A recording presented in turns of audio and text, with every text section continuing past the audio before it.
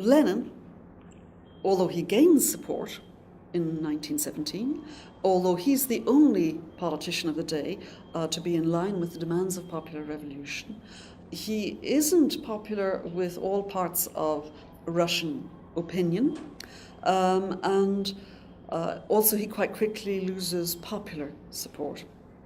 So to start off with, one of the first things that makes him quite unpopular is that he proscribes the parties that he sees as belonging to his class enemies, the middle classes. So they're quite quickly disbanded. He sets up his famous secret police, the Cheka, which dispenses very rough justice indeed. So if you're a member of the middle classes, are of course the former Tsarist officials, the generals, you're on the other side.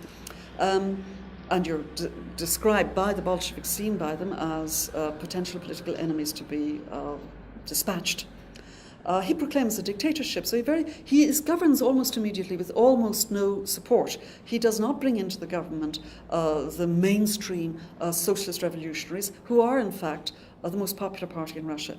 The one democratic move Lenin makes almost immediately is to hold elections to the famous Constituent Assembly in November 1918. And that shows that the Bolsheviks have approximately a quarter, 25% of the vote in Russia, whereas the socialist revolutionaries have over 50% of the vote. So, and the other parties much less. So Lenin is never in a majority.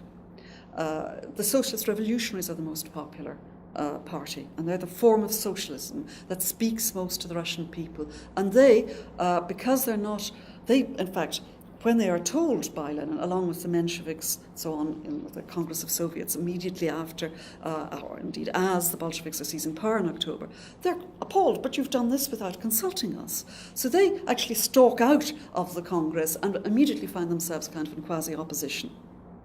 Now, if they're in opposition almost ab initio, what about the others? As soon as Lenin sues for peace and agrees peace in March 1918, what he agrees to is essentially a dramatic defeat, an extraordinary loss of territory. So they lose most of the Ukraine and the Baltic states, etc.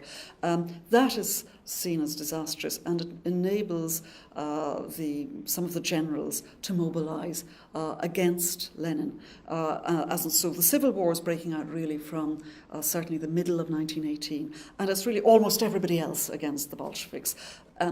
The weakness of the everybody else is that there's a very broad, it's not even correct to call them a coalition. The white generals want a restoration of the monarchy and put the clock back. The socialist revolutionaries want their particular form of socialist revolutionary. The middle classes think, well, perhaps better the generals.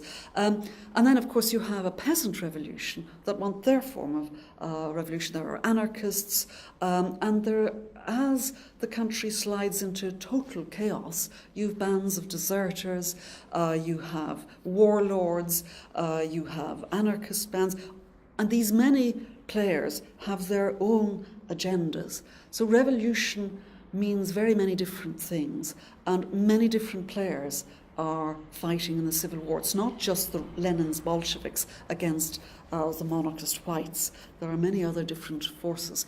And what enables the Bolsheviks ultimately to win is A, their consolidation in the centre, and B, the fact that the coalition against them is very fractured, and finally, the fact that this most significant military force, which is of course the white generals, have a platform that is so deeply uncongenial and unpopular with the peasantry, with workers, etc.